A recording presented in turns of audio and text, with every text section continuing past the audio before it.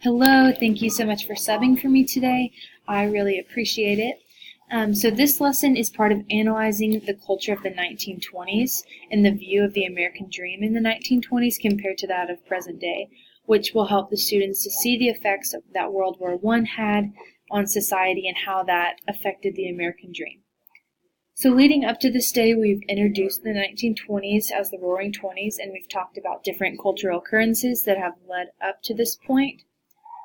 The objective for today is that the students will be able to recall specific information from the text The Great Gatsby in a form of 8 multiple choice, 2 true and false, and 1 short answer. And the short answer, they should be able to define the American dream that Fitzgerald portrays in his novel. So at the start of class, review the chapters 1 through 4, which is what they've done in the reading.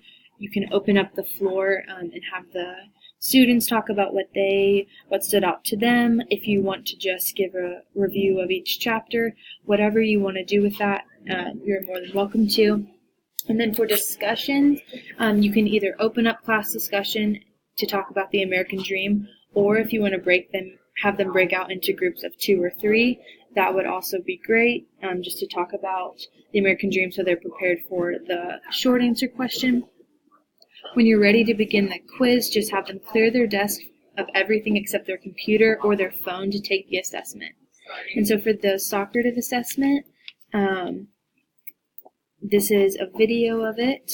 And once they finish, give them about 20 minutes to do it, but once they finish, they can open their book and continue reading chapters 5 through 9. Towards the end of class, begin the introduction of the second half of the book, and just remind them to look for further implications of the American dream throughout the rest of the novel to prepare for the upcoming quiz. Thank you so much.